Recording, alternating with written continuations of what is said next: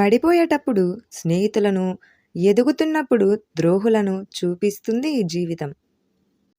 కాసేపు కదలకుండా ఉంటే శరీర భాగాలే తిమ్ముర్లు పుట్టి కదలకుండా చేస్తాయి.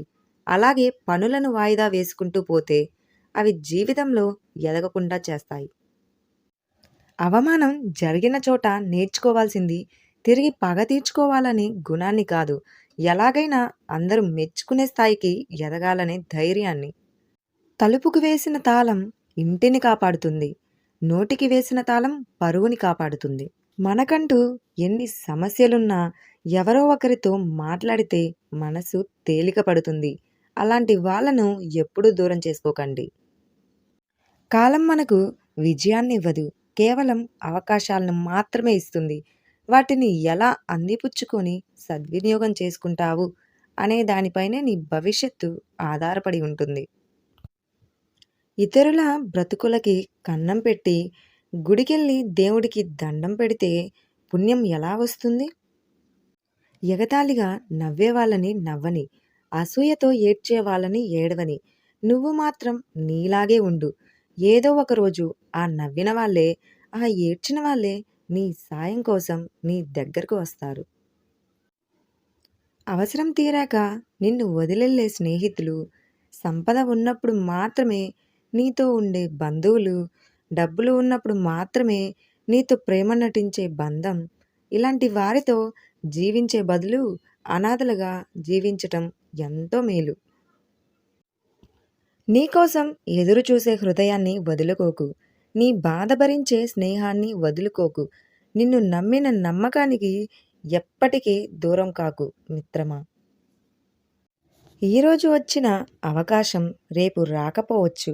అందుకే రేపు చూద్దాంలే అనే ఆలోచన వదలండి.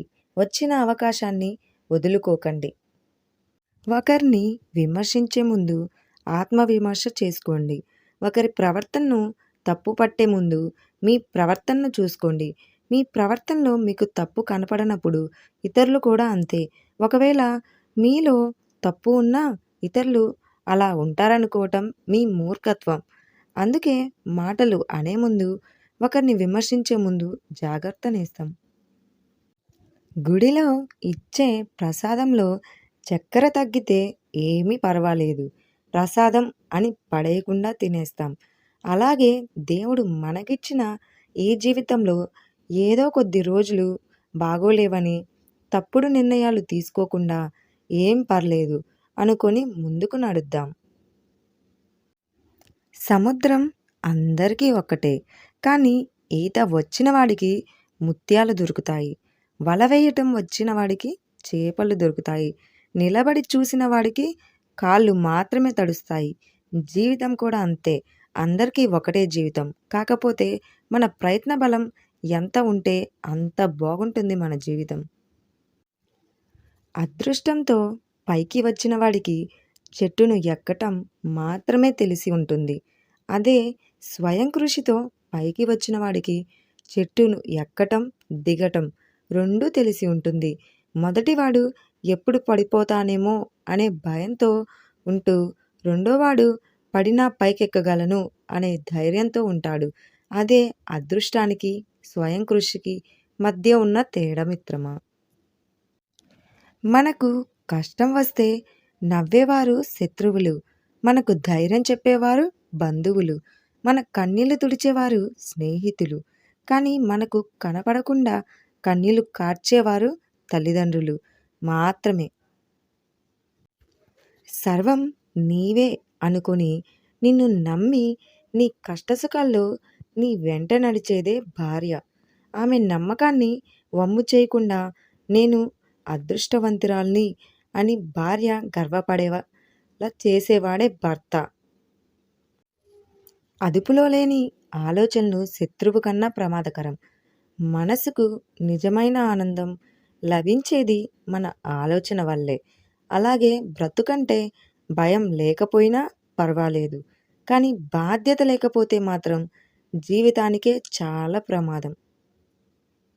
తోడబుట్టిన వాడితో మనస్పర్ధలు వచ్చినా వాటిని వెంటనే సరిచేసుకొని హాయిగా ఉండాలి. ప్రపంచంలో మనకు ఎక్కడా దొరకని వారు తోడబుట్టిన వారే. భార్యలు దొరుకుతారు, బంధువులు దొరుకుతారు, బిడ్డల్ని కనవచ్చు. కానీ దొరకని అమూల్యమైన వారే తోడబుట్టినవారు. ఇదే సత్యం. దొంగ పనులు చేస్తే దొరలవుతారు, కబ్జాలు చేస్తే భూస్వాములవుతారు, దోపిడీ చేస్తే పెట్టుబడిదారులవుతారు, స్వార్థం నిండితే స్వామరులవుతారు, బ్రతుకు నేర్చి వాళ్ళంతా బాబాలవుతారు. ఇవేమీ తెలియని వాళ్ళు పేదవాళ్ళుగా మిగిలిపోతారు.